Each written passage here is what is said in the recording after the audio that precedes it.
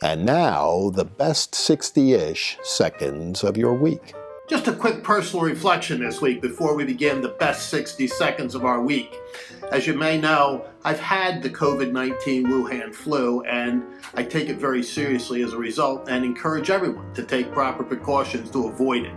This week I had to board a flight which required that you have a test showing that you were negative for COVID-19 to even board. So nobody on the plane had it.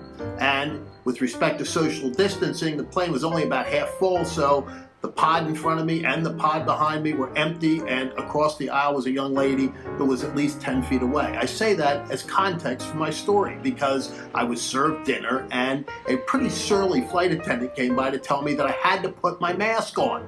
I said, well, I'm eating my dinner. She said, well, lift it up between bites and then put it back on. The absurdity, the ludicrous nature of that request wasn't lost on me in that moment. And I simply said, if that's the rule, please just take my food away and leave me alone. But think about it. Have we lost our collective minds? And now Dr. Fauci, who a year ago was saying we didn't need to wear masks and then changed his mind, is now saying that 2 is better than 1. When asked about the science to support that, he simply said, it's common sense that 2 would be better than 1. So that raises the question in my mind, is 3 better than 2? But we'll just leave it there for now. And now on to meatier things, because we are about to get into round 2, impeachment 2.0, of a president. The first time in American history when any president has been tried twice under impeachment, and the first time, obviously, when a president is being tried in the Senate after he's already left office.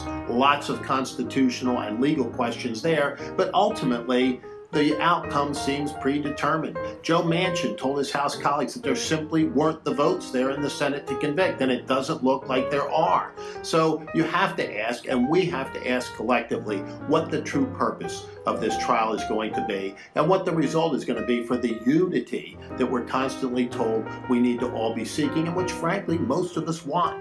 So I believe there will be questions of a legal nature involving the jurisdiction of the Senate, but also of the ability of Pat Leahy, who is going to apparently preside over the trial since the Chief Justice is not, to administer fair and impartial justice. A lot to be seen on that front. We'll stay tuned. And with all that's going on in the markets this week, I'm going to defer comment, but I will say I kind of wish that I'd have bought GameStop at $5 a share. And we'll just leave it at that for now. And this week, baseball's Hall of Fame announced its next set of inductees. Notably missing, Curt Schilling, who absolutely deserves to be in the Hall. And you have to ask why he isn't. Is it because of his political views? It seems patently apparent that it is. Shouldn't determination of who goes into the Hall of Fame be decided between the lines? We've said that about Pete Rose, another person that should be in the Hall, and certainly would say it about Curt Schilling, who's done nothing but be an exemplary citizen and a great star on the mound. And since I'm a Philly boy, I'll say this. I'll give you 3 names of folks that ought to be there. Schilling, Rose, and Richie, a.k.a. Dick Allen. All of them richly deserve it. And for now, that is the best 60-ish seconds of your week.